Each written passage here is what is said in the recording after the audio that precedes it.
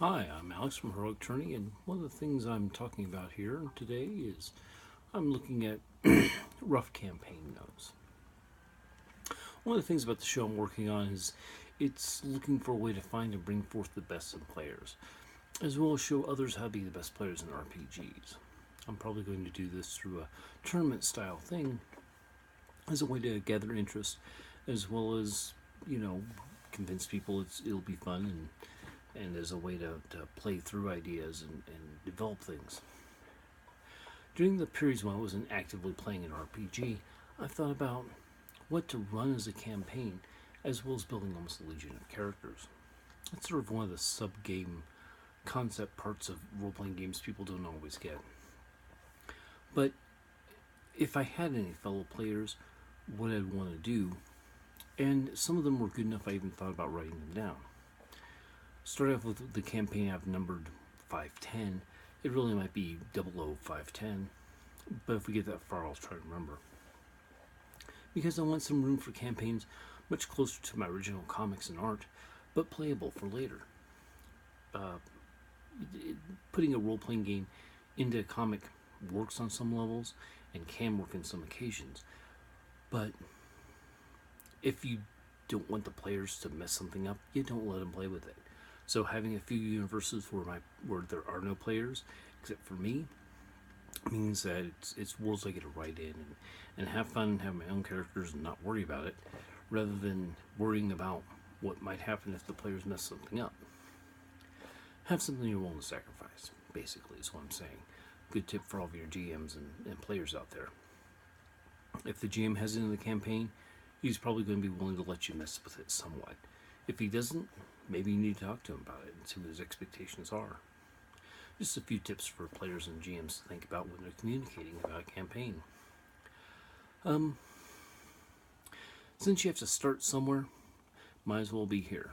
Comics quadruple aught 1 through triple aught 10 is probably my comics, with a wide swath chiseled out for the Cell 28 characters' origin universes. Those are basically universes that were destroyed originally, either some sort of variant or something like that, and tied into Cell 28, which I'll have to explain later. It has a few more ties to V&V than anything else, notably the power-related notes, which would not typically apply in Hero, and they have limited utility in MSH, unless you're running a MSH V&V sort of tie-in crossover thing. Realistically, this is a sort of single origin campaign universe for 510. Some of the possible themes for this campaign may have been touched upon in the movie Arrival, but the possibilities are so much more. Campaign 510, the first sign of contact was nearly missed. A man, a virtual unknown, became addicted to drawing squiggles. At least that's what everyone else saw the art as. In another time and space, scientists or mystics were attempting to communicate with others they sensed. Powerful energies were sent through behind the words that were unexpectedly changed by their passage behind the universe.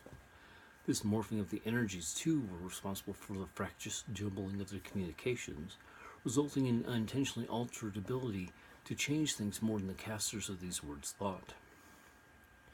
The end result was that these communications altered many. They found both mentally and physically, causing some dramatic effects, i.e. superpowers. One of these were the people most affected were drawn to the symbols that had literally made impressions upon them in themselves.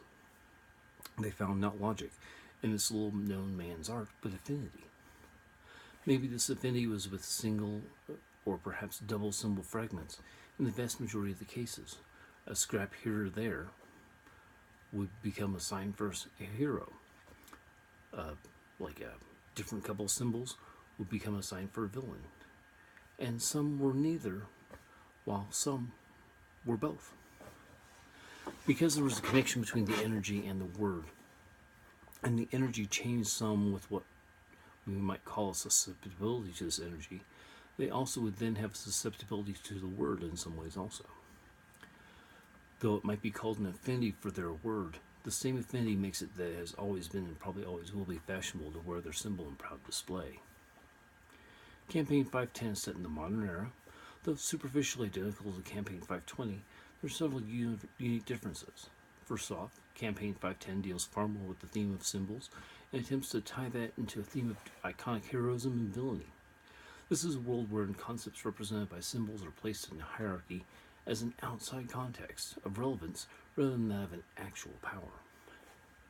Characters should begin and end with a core symbol chosen from Graph 1, not including this post, and other graphs may be available at later dates. However, skilled artists can easily duplicate these efforts to generate a more aesthetically pleasing symbol, as long as not too obvious a duplication of other symbols. Keep in mind the graph can be rotated, and depending upon the size of the image and number of players, multiple persons can scrutinize the graph for some sort of symbol to hang their concept upon. Choosing the symbol is the most important step. The player should begin here with a symbol of choice, however this is not written in stone, because the basic character concept should fit in with the character's powers. If the character is being randomly generated, then the power should be chosen first, with the symbol being chosen to draw it all together. Part of the building an iconic theme, which is an important thing for players and GMs to keep in mind. After the symbol is chosen, the player should choose the power he and the GM feels most in accordance with the symbol. Should the player and the GM not be able to agree, then the character receives both powers. Regardless of decisions already made, the character receives 1d6 plus 1 additional randomly generated powers. For GMs and players in agreement on the symbol, there may be cases wherein all the powers are chosen to fit the theme, which is perfectly fine, of course. From there, most campaigns should progress in whatever fashion they normally would.